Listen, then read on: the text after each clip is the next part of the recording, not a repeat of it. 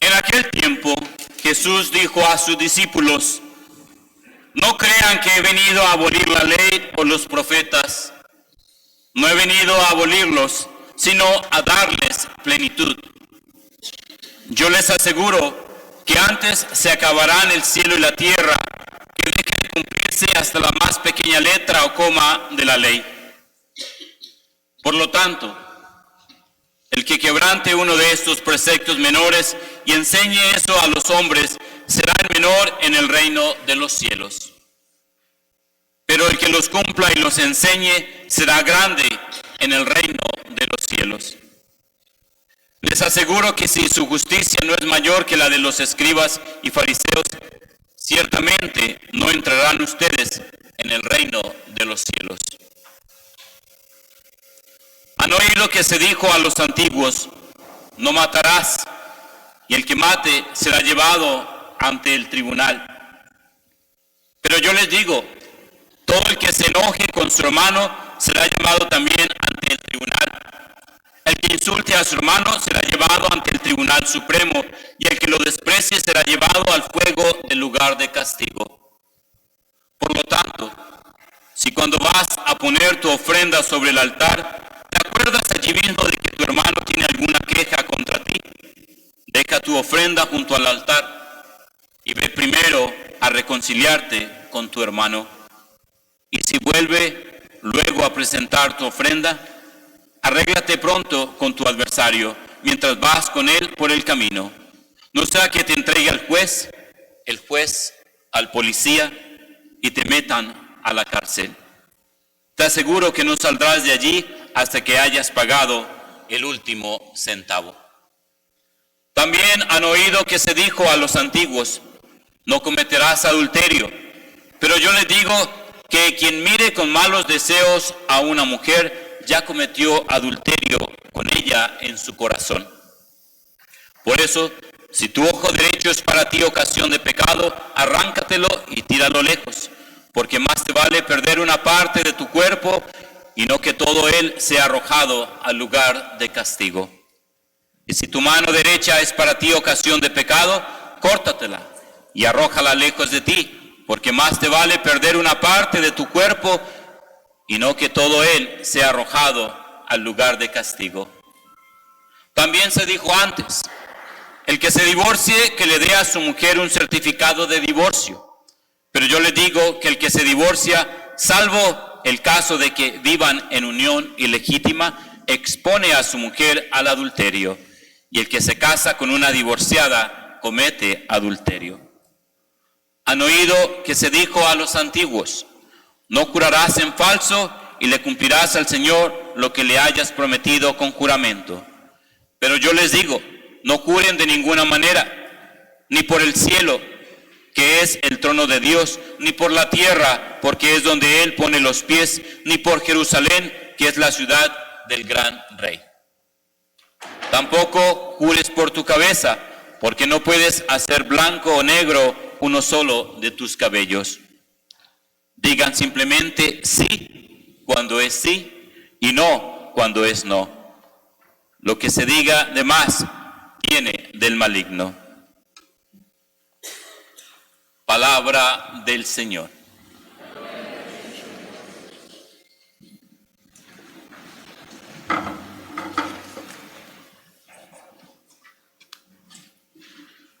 Pues mucha tela que cortar, hablar de estas lecturas, a ver si de aquí nos vamos directamente a ver el Super Bowl. No, mentiras, no se crean. La pregunta que me hago y que quiero compartir con ustedes iniciando esta reflexión es: ¿cómo estoy cumpliendo yo los mandamientos de Dios? ¿Cómo estoy cumpliendo yo los mandamientos de Dios hoy o cada día? En el Evangelio de hoy continuamos con el Sermón de la Montaña, que comienza con ese discurso de las bienaventuranzas en el capítulo 5, y por eso estos domingos nos ha presentado Mateo diferentes partes de ese capítulo. Y hoy el centro de la predicación o de esa misión que vino Jesús a dar es basado sobre todo en el amor. Y que ese amor está por encima de cualquier ley. Por eso deja claramente establecido que no ha venido a abolir la ley antigua. ¿Y cuál era esa ley antigua? La ley de Moisés, los 10 mandamientos. Y que todas esas normas las encontramos también en el Pentateuco, que son los primeros 5 libros de la Biblia. Éxodo, Levítico, Números, Deuteronomio y Génesis, ¿sí? Inclusive tenían ellos más de 600 normas y tenían una para cada día. Imagínense si nosotros tenemos problema con 10. ¿Se pueden imaginar si tuviéramos todavía esas 300 o 600 y algo de normas? Pero bueno, entonces dice Jesús: yo no he venido a abolir la ley antigua, la ley de Moisés, sino que he venido a perfeccionarla, a que se ponga en práctica. Por eso de ahí la insistencia de decir: ¿han oído ustedes que se dijo a los antiguos, no matarás, no cometerás adulterio? ¿Sí? Por eso sabemos que esos 10 mandamientos, los 3 primeros concentrados a Dios, los otros 7 para nosotros, de lo que debemos y no debemos hacer. Honrar a tu padre, no matarás, no desear la mujer del prójimo y más y todo eso. Entonces, Jesús repite varias veces en este evangelio de que no quiere abolir esa ley, sino que quiere que se lleve a término. ¿Y cuál es esa misión de Jesús? Nuevamente es de el amor. O sea, estos perfeccionamientos están basados en el amor de Dios. Que hay que seguir la ley, pero que no solamente, o no te puede tomar tampoco al pie de la letra. ¿O ustedes creen, bueno, el evangelio dice, bueno, que si tu ojo es ocasión de pecado, sácatelo, o tu mano es ocasión de pecado, córtatela, o si tu brazo es o si tu pie es ocasión de pecado, entonces córtatelo? ¿Vamos a hacer eso porque la Biblia lo dice? ¿No? ¿Seguro? ¿No? ¿O sí? ¿Sí o no? Nos trabamos, ¿verdad? Eso quiere decir de que, o sea, claro, el ojo es importante para nosotros, los brazos, nuestras piernas, cada parte del cuerpo cumple una función especial, ¿sí? Y por eso es esencial que nosotros podamos ver, que podamos tocar, ¿sí? Pero dice, así como esas partes del cuerpo son importantes para nosotros, pero muchas veces estas también son causa de escándalo. Pero que entonces no por eso tenemos que cortarlo ni tajante, sino que dice, ¿cómo hacer ese esfuerzo de ese cambio? De cómo también buscar esa sanación. Por eso ese contenido que nos presenta también Mateo hoy. Y el Señor también dice, vino de una manera a enseñar, y por eso él hablaba con mucha autoridad, especialmente con los maestros de la ley que habían en ese tiempo. Y vemos cómo Jesús le echa, como decimos vulgarmente, el agua sucia a los fariseos y a los escribas, porque eran los líderes de ese tiempo y que ellos conocían muy bien la ley de Moisés, pero ellos hacían que los demás cumplieran esa ley y ellos no daban ese ejemplo.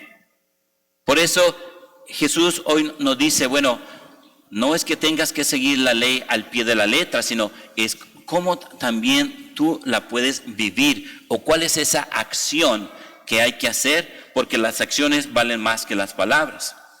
Como también en otro pasaje de la Escritura, de la carta a Santiago, nos dice, muéstrame tu fe sin obras, que yo con mis obras te probaré mi fe.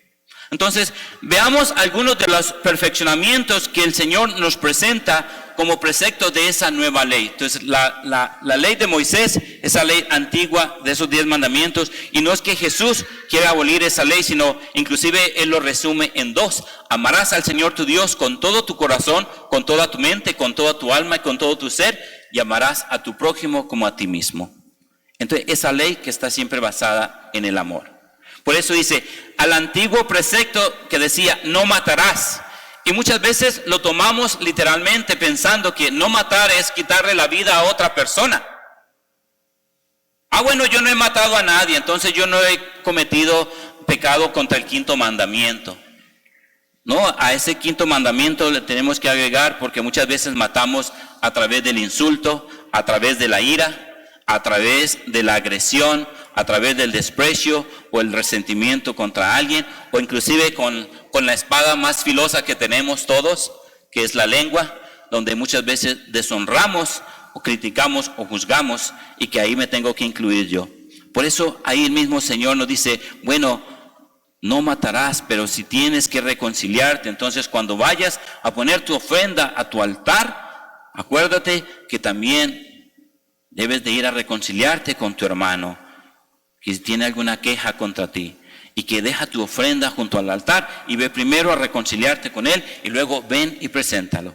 Antes, en el Antiguo Testamento y en el tiempo de Jesús también presentaban animales, y por eso aquellos que lo degollaban para sacar toda la sangre y presentar esa carne a Dios, desde Abel se hacía ese rito. Pero cuando viene Jesús dice, yo ya no quiero más sacrificios, yo ya quiero un corazón contrito. Dice, ya no me presentes animales, ya no te cortes ese brazo o ese ojo, sácatelos. No, preséntate tú mismo con un corazón humilde, reconocer tu falta, y así vas a poder también recibir esa gracia. Cuando venimos a misa y vamos a comulgar, o que es importante también hacer esa revisión de vida, dice, ¿hemos perdonado realmente a los que nos han hecho daño, o hemos pedido perdón a quienes le hacemos daño? Hemos pedido perdón a quienes ofendemos. Por eso en la misa, antes de escuchar la palabra de Dios, por eso hacemos ese acto de contrición, porque he pecado de palabra, de obra y de omisión, preparándome para poder recibir ese mensaje de Dios. ¿Qué es lo que Dios me está diciendo a través de las Escrituras? Y antes de recibir ese alimento espiritual, en el Padre Nuestro dice, perdona nuestras ofensas como también perdonamos a los que nos ofenden. Pero tenemos que reflexionar y pensarlo, no decirlo de dientes para afuera, porque ya es una costumbre o siempre lo hacemos. No, ¿qué realmente significa para mí buscar y analizar ese perdón? Para poder escuchar la palabra de Dios, o así como pido perdón en ese Padre Nuestro, para poder recibir el cuerpo de Cristo. Nos hemos liberado de los resentimientos absurdos que tenemos contra los demás, o cómo estamos luchando contra ello, o qué esfuerzo estamos haciendo, porque ese resentimiento quizás puede afectar a aquellas personas quienes ofendemos o nos ofenden, pero más nos va a ofender o nos va a afectar más a nosotros cuando guardamos esos resentimientos en nuestro corazón. El Señor nos está preparando porque muy pronto vamos a iniciar la Cuaresma. Y es un tiempo maravilloso para encontrarnos con nosotros mismos, reflexionar sobre aquellos cambios que debemos hacer en la vida para poder, a qué tenemos que morir y poder también resucitar a una nueva vida. En ese rito de la paz, por eso, como nosotros también expresamos esa paz fraternalmente. Muchas veces decimos la paz de Cristo, ¿sí? O muchas veces hasta ni la paz le damos al esposo o a la esposa, porque ya antes de la misa hubo Troya, hubo la guerra, y entonces, ¿sí? Entonces, ¿cuál es entonces ese deseo de venir, o cuál es esa paz que estamos brindando? ¿Sí? Queremos paz, pero no paz, ¿ok? Queremos una paz verdadera de corazón, de acción, ¿sí? Y por eso, aquella persona que quizás está enseguida o detrás de nosotros, sea conocido o no sea conocido, pero forma parte de una comunidad, representa a ese prójimo, representa a aquel ser humano del cual yo también puedo tener ese gesto de fraternidad, de caridad, de aprecio, de también reconocer esa paz, de vivirla y compartirla con otros. Por eso ese gesto significa algo concreto, algo exigente, algo que no sentirnos obligados, pero que nazca de nuestro corazón. Que no tenemos nada contra nadie, que nuestro corazón está limpio de rencor, de ese resentimiento, y por lo tanto poder ser portadores y mensajeros de esa paz, de ese amor que nos da Cristo. Solo así, reconciliándonos, podemos experimentar las maravillas de nuestro Dios. Sabemos que el perdón es difícil y que muchas veces nos cuesta, y que muchas veces nos quedamos en ese pasado y olvidamos vivir el presente. Pero esa gracia que Dios nos da, el perdón, tenemos que hacer también nosotros nuestra parte. Otro perfeccionamiento a la ley antigua, también en el Evangelio, se refiere con el solo deseo de que en qué hemos fallado o que hemos faltado. Es decir, que muchas veces también queremos vivir ese amor de Dios, pero se queda solamente en nuestro deseo. O muchas veces sacamos esa excusa o nos da temor a ese compromiso de Dios. Por eso esa nueva ley se centra en ese íntimo de nuestra persona como ser, como hijos e hijas de Dios, de cómo buscar esa pureza de nuestro corazón, de no tener esos deseos escondidos, sino manifestar con palabras y con hechos a cómo podemos vivir el amor de Dios. Y también nos habla, y muchas veces hasta de un tema delicado, te habla también del divorcio, a favor de la indisolubilidad del matrimonio cristiano. Y dice, no es lícito divorciarse y volverse a casar. O sea, debemos de entender, si una persona está casada en una unión libre o en unión civil, entonces, si la persona se casó por la iglesia, o sea, si se divorció, entonces es importante buscar quizás o la anulación o buscar quizás ese decreto de divorcio civil para que la persona esté libre. Y aunque esté divorciado, pero si no está en otra relación, puede comulgar. Porque muchas veces se piensa es el hecho de estoy divorciado, estoy divorciada, entonces no puedo comulgar. ¿Sí me entienden? Es de que si la persona está divorciada, pero ya y no aclaró esa relación previa y inicia otra relación con alguien más, ahí donde está cometiendo adulterio. Ahí donde ya se puede invitar a la persona a reflexionar, o cómo puedo yo quizás convalidar ese matrimonio civil, o qué necesito hacer por esa relación previa que tuve para sentirme libre, y quizás Dios me está dando una nueva oportunidad para, si he encontrado ese amor, en una segunda o tercera oportunidad puedo recibir esa bendición de ese matrimonio. Por eso también todos nosotros estamos aquí. No solamente que tenemos que estar aquí por ser perfectos, no, en cualquier situación que nos encontramos. Por eso debemos de sentirnos como esa comunidad, como esa familia, para poder quizás orar unos por otros, o ante esa situación que quizás alguien experimenta, ante ese divorcio, o ante esa vida de viudez, o ante cualquier otra situación, y que todos nosotros podernos apoyar, porque el amor de Dios es el verdadero. En el año 2017, el cardenal Gerhard Müller, que fue el encargado de la Congregación para la Doctrina de la Fe, en esa encíclica de Amoris Laetitia, por eso él explica especialmente en esa carta apostólica de lo que es el matrimonio, cuáles son esas funciones y la importancia que tiene el hombre y la mujer al recibir ese sacramento, al recibir esa bendición de Dios. Sería muy bueno que lo leyéramos o que lo buscáramos, porque eso nos va a ayudar a entender más ese concepto que tenemos de matrimonio, de divorcio o de muchas otras cosas. Por eso Jesús nos habla también en otra parte de este evangelio, es no jurar. Y nos dice que la cuestión es muy sencilla, decir simplemente sí cuando es sí, o no cuando es no, ¿sí? O como Pablo también nos dice, bueno, no queremos personas tibias, o dices sí que vas a seguir a Dios, o dices no, ¿sí? Entonces, ¿por qué es importante? Porque ahí donde está conectado con esa segunda lectura de Pablo a los Corintios, donde nos dice que no dejemos de dejarnos llevar por la sabiduría humana, porque esa sabiduría humana nos puede llevar a juzgar fácilmente, nos puede llevar inclusive a condenar y a no comprendernos unos con otros. Que por eso hay que pedir la sabiduría divina, guiados por el Espíritu Santo. Y el mismo Pablo nos dice que esa sabiduría de Dios, dice que es misteriosa, que es escondida, que fue prevista por Dios para conducirnos a la gloria. O sea, ¿cuál es esa meta? Llegar al cielo. Que por eso no lo hemos visto, no lo hemos oído, no lo hemos escuchado, pero que siempre sabemos que Dios, a través de Jesucristo, nos ha prometido algo importante. Y que por eso debemos pedir esa sabiduría para ese discernimiento en nuestra vida. Y como lo cantábamos en el Salmo, dichoso el que cumple o que camina en la voluntad del Señor. ¿Cómo entonces nosotros estamos cumpliendo esa voluntad de Dios?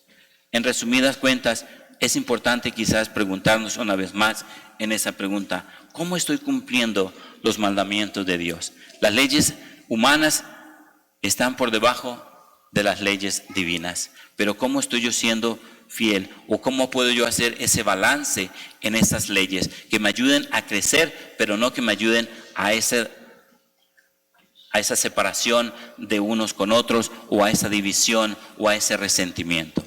Mis queridos hermanos y hermanas, quizás hoy, al elevar esa oración a Dios, así como le traemos nuestras preocupaciones y nuestras cosas, y digámosle, muéstrame, Señor, el camino de tus leyes, y yo lo seguiré con cuidado. Guíame con tu espíritu, enséñame, Señor, a cumplir tu voluntad y a guardarlos en mi corazón. Que el amor de Dios, pues, venza cualquier barrera, cualquier obstáculo, para que vivamos en esa fraternidad, en esa reconciliación y en esa vivencia del amor de Dios a través de nuestras acciones. Mucho que hablar, mucho que compartir en estas escrituras, mucha riqueza que nos da el Señor, pero que quizás podamos buscar durante la semana esos momentos para reflexionar, o al menos que algo se nos quede en nuestra mente, en nuestro corazón, para ponerlo en práctica de cómo debemos cumplir los mandamientos de nuestro Dios.